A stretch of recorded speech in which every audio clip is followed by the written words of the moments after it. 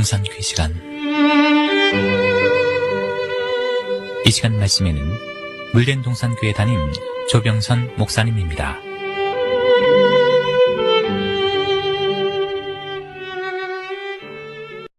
오늘은 교만죄 네 번째 시간입니다.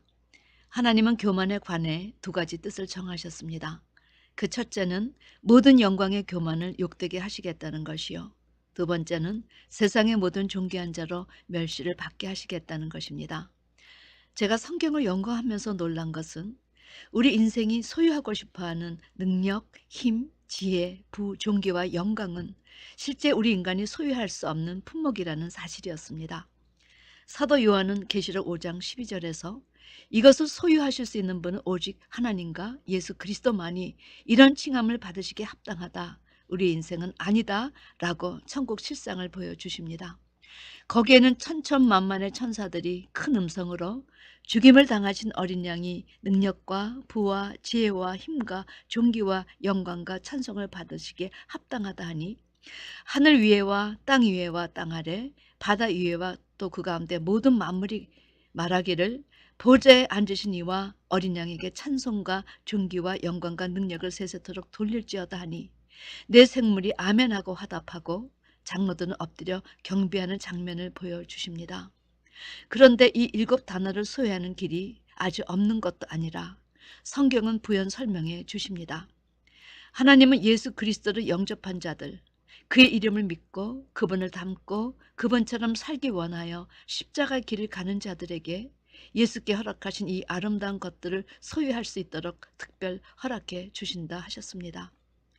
예수님은 나는 내 영광을 굳지 아니하나 구하고 판단하는 이가 계시다 말씀하시며 자기를 위하여 살지 아니하시고 자기 백성의 죄를 속해 주시려 자기 생명을 버리시고 하나님의 영광만을 구하셨습니다. 그러므로 하나님은 이런 예수를 지극히 존귀하게 하셨지요. 따라서 자기를 위하여 능력과 부, 지혜, 힘, 존귀, 영광, 찬송을 구하려 한다면 그 소원은 영원히 실행되지 않을 것입니다. 그것이 하나님께서 작정하신 틀이기 때문이지요. 어떤 부자의 어리석음을 지적하시면서 자기를 위하여 쌓는 자는 이와 같을지니 이렇게 말씀하신 주님은 바로 전형적인 하나님 나라의 근본 원리를 제시하신 것입니다. 그러나 그와 반대로 그의 나라와 그의 의를 구하는 삶이라면 그런 심령에게는 하나님께서 아낌없이 부와 귀와 명예 모든 것을 하사하신다 약속하십니다. 지난주 저는 교만이란 한마디로 말해서 피조물인 인간이 자신이 하나님 앞에서 죄인됨을 깨닫지 못하고 오줌 싸고 똥 싸면서도 자기를 과대평가하고 과대포장해서 하나님 앞이나 사람 앞에서 거만한 자세로 자고하는 마음과 자긍하는 마음과 오만의 자세로 사는 것이다 말씀드렸습니다. 그리고 첫 번째, 먼저 무분별하게 자기를 과대평가하는 것에 대해 말씀을 드렸습니다. 오늘은 두 번째, 그렇다면 과대포장은 또 어떻습니까? 없으면서도 있는 척, 모르면서도 아는 척, 친하지도 않으면서 친한 척, 이것 우리 말할 수 없이 많이 하고 살지 않았는지요? 미국 사회는 크레딧 사회라 돈이 조금 있고 신용만 있으면 은행 론을 얻을 수 있기 때문에 자기 분수보다 몇 배 해당되는 좋은 집에 살 수 있었고 자동차도 그렇게 좋은 차를 살 수 있어 외면상 얼마나 분에 넘치게 과대 포장을 하고 살았는지 모릅니다. 언젠가 김창준 전 미 영방 하원 의원이 한국에 갔던 이야기를 신문에 기고한 적이 있었습니다. 하루는 친구를 만났더니 고급 벤츠를 타고 다니더랍니다. 아니 한국에서는 외제차 세금도 많고 그 값이 만만치 않을 텐데 이렇게 말했더니 그 친구가 하는 말이 한국에서는 외제차나 비싼 차 아니면 호텔의 주차장이나 벨보이한테도 냉대를 받는다네. 은행에서도 차를 보고 그 사람을 판단하기 때문에 비즈니스상 비싸도 좋은 차를 타야 여기저기서 불이익을 당하지 않아 이렇게 말했답니다. 또 다니지도 않은 대학을 나왔다고 자기를 거짓 포장해서 유명 아나운서와 탤런트 교수 가수들이 망신을 당한 일이 있었습니다. 얼마 전에는 유명한 목사님께서 남의 박사 논문을 그대로 카피 뜨고 아닌 척 하시다가 그것이 드러나서 망신을 당하셨는데 이것 역시 과대 포장에 해당됩니다. 하나님은 이런 과대 포장 자체가 교만죄에 해당된다고 하십니다. 하나님은 마음의 중심에 진실을 원하시는데 그 하나님을 멸시하고 속이니 이들에게 과연 살아계신 하나님을 인식하는 마음이 있느냐 진노하시는 것입니다. 세 번째는 다른 사람들에게 무례하게 대하는 것이 교만이라 하십니다. 저는 목회자에게 무례하게 대하는 사람들을 경계합니다. 또 부모님께 무례한 사람들도 조금 경계합니다. 목회자에게 무례하게 대하는 것은 어느 면 직접적이진 않겠지만 하나님의 말씀을 전하는 사람을 가볍게 여기니 하나님의 말씀도 가볍게 여길 수 있기 때문입니다. 부모님도 마찬가지입니다. 부모를 잘 섬기지 않고 무례히 대하는 자가 어떻게 보이지 않는 하나님을 제대로 섬길 수 있겠습니까? 잠언 기자는 잠언 21장 24절에서 무례하고 교만한 자를 이름하여 망령된 자라 하나니 이는 넘치는 교만으로 행함이라 하셨습니다. 무례한 것 자체가 교만에서 되기 때문입니다. 사도 바울은 고린도전서 13장 사랑장에서 무례히 행하던 것을 겸손히 행하려 하면 그것이 어려우니 우선 무례히 행하던 일을 중지하라 무례히 행치 아니할 것을 권하셨습니다. 사람의 입에서 나오는 무례한 말 한마디에 얼마나 많은 사람들이 마음에 상처받고 그 상처로 죽어가는지요. 다윗은 유독이도 대적하는 자들이 많아서 하나님께 교만하고 완악한 말로 무례히 의인을 치는 거짓 입술로 벙어리 되게 하소서 이렇게 간구했습니다.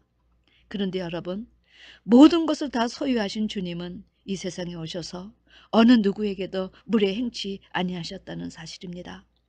자기를 판 제자 유다에게도 끝까지 친구야 하고 불러주셨으며 당신을 죽이려 하는 종교 지도자들 그들이 선동해서 예수를 십자가에 못 박고 대신 강도 바나바를 살려주라 악을 빡빡 쓰는 이스라엘 백성들 예수의 얼굴에 침 뱉으며 주먹으로 쥐고 손바닥으로 때리며 그리스도야 우리에게 선지자 노를 하라 너를 친 자가 누구냐 이렇게 무례하고도 참남하게 군 자들에게 침묵하셨습니다.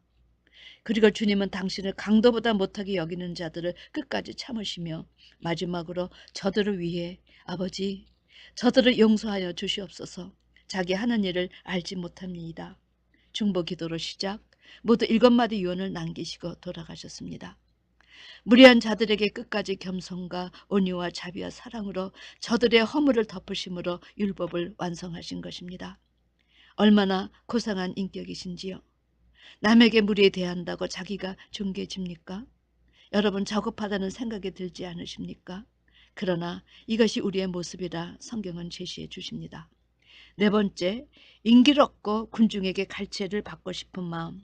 이것도 교만한 자들이 좋아하는 자세라 하십니다. 성경 사사기에 나무들의 이야기가 나옵니다. 하루는 나무들이 나가서 기름을 부어 왕을 삼으려 하여 감람나무에게 말했습니다. 너 우리 왕이 되지 않을래?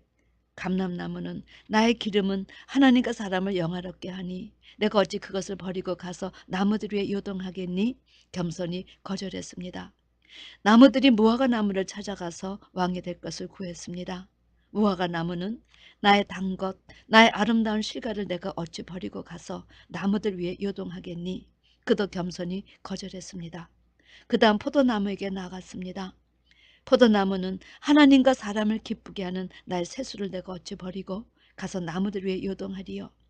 이에 모든 나무가 가시나무로 가서 내가 우리의 왕이 되라 했습니다. 그랬더니 가시나무왈 너희가 참으로 내게 기름을 부어 너의 왕을 삼겠거든 와서 내 그늘에 피하라.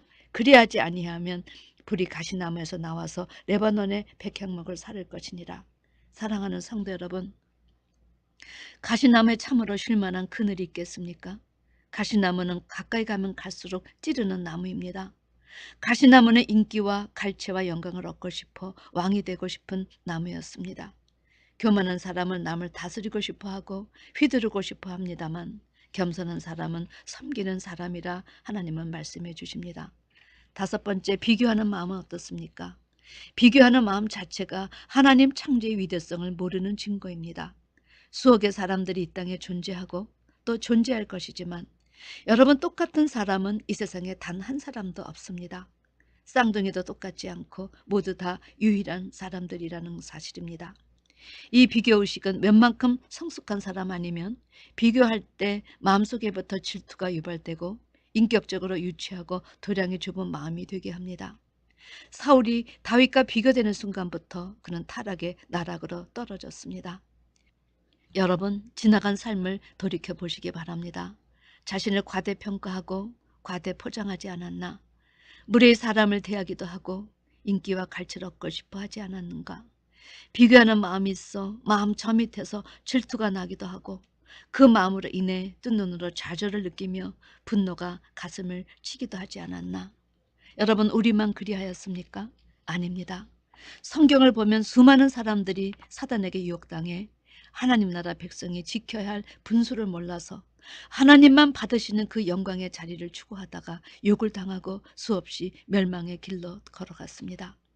믿음의 선진들도 하나님께서 작정하신 틀을 알지 못했을 때는 그 짓들을 했습니다. 그러나 자기의 신앙의 삶에서 예수님의 겸손한 모습과 인격과 그의 삶을 보고 나서부터 그들은 달라지기 시작했습니다. 자신들의 무지와 무능과 저급함을 그를 통해서 깨달았기 때문이지요. 하나님께서 그의 독생자를 어디에서 태어나게 하셨는가? 하나님은 당신의 독생자를 자기 땅에 보내시면서 아기 예수를 기다리며 양들을 지키는 목자에게 강보와 그의 누인 아기가 바로 많은 아기들 중 예수 그리스도의 표적이라고 하셨습니다. 아니, 짐승의 염을통에 누이신 아기가 바로 이 땅에 오신 예수 그리스도의 표적이라고요? 하나님은 그런 과장과 거품이 없으신 진실하신 분이십니다. 그것뿐이 아닙니다. 하나님은 아들을 이 세상에 보내시면서 시므온을 통해 모친 마리아에게 이런 예고를 하게 하셨습니다. 이 아이는 이스라엘 중 많은 사람의 패하고 흥함을 위하여 비방을 받는 표적이 되기 위해 세움을 입었고 칼이 내 마음을 찌르듯 하리라. 이는 여러 사람의 마음의 생각을 드러내려 합니다. 하나님은 당신의 아들을 이 세상에 보내실 때 가지신 그대로도 보이지 않으셨습니다. 낮고 또 낮게 아주 비천한 모습으로 오시게 했습니다. 예수님께서 예루살렘 입성하실 때 그는 어린 나귀를 타고 입성하셨습니다. 이런 주님의 인격을 보면 좋은 집에 좋은 차를 타고 다닌 우리가 참 무지하고 무능하고 저급하지 않은가 부끄러움이 느껴집니다. 사랑하는 성도 여러분, 이제 우리 하나님의 자녀들은 영광의 교만을 육덕에 하시겠다는 하나님의 구체적인 작전과 계획 앞에서 얼마만큼 우리 안에 내재된 이 영광을 구하는 교만의 죄를 찾아 씻어내야 할 것인가를 구체적으로 재점검해야 합니다. 우리의 신앙의 삶은 제가 늘 말씀드리지만 하나님의 말씀의 거리에 비추인 우리의 잘못된 모습, 잘못된 생각, 잘못된 뜻을 찾아내어 씻어 하나님의 뜻, 하나님의 생각, 하나님의 말씀으로 예수의 모습으로 변화받는 것입니다. 우리가 의지를 갖고 이런 가증한 죄를 씻어내려 할 때 우리 안에 내재된 죄성이 점점 힘을 받지 못해 약해집니다. 그리고 점점 약해질 때 우리의 영이 혼을 이기고 우리의 혼이 육을 복종시켜 세상적이고도 정욕적인 우리 안의 더러움이 사라지며 반면에 하나님이 요구하시는 의로움과 근신함과 경건함에 거할 수 있기 때문입니다. 우리는 경건의 모습뿐만 아니라 경건의 능력도 소유해야 합니다. 하나님께서 친히 양육하시어 이루시고자 하시는 거룩한 목표인 고아와 과부를 그 환난에서 돌보고 자기를 지켜 세속에 물들지 않는 이런 차원의 삶으로 하나님께 영광을 돌려야 하기 때문입니다. 영광과 존귀는 하나님께 속한 것이기 때문에 우리의 삶은 그분께 영광과 존귀를 드리기 위해 준비하고 경건의 능력을 갖춘 삶을 살아야 우리의 창조하신 목적의 삶을 사는 것이요. 그러한 자에게 하나님은 영광과 존귀를 보상해 주신다는 사실을 알아야 합니다. 우리 모두 그동안 영광의 교만을 육덕에 작정하신 하나님 앞에서 무분별하게 자기를 과대평가하고 과대포장했던 점, 그리고 다른 이들에게 무례행했던 점, 인기를 얻고 군중들에게 갈채를 얻고 싶어 했던 점, 비교했던 점을 회개해서 이제는 세상에서 존귀한 자를 멸시하려 함이니라 멸시를 받아도 존귀한 자에 속하는 우리로 준비될 수 있도록 새로운 꿈을 꾸는 여러분과 제가 되어야 합니다. 다음 주에는 세상에서 존귀한 자를 멸시받게 하시려는 하나님의 뜻의 말씀을 나누겠습니다. 부디 지금부터 교만하지 아니하고를 실행하는 여러분과 제가 되기를 주님의 이름으로 축원합니다. 아멘.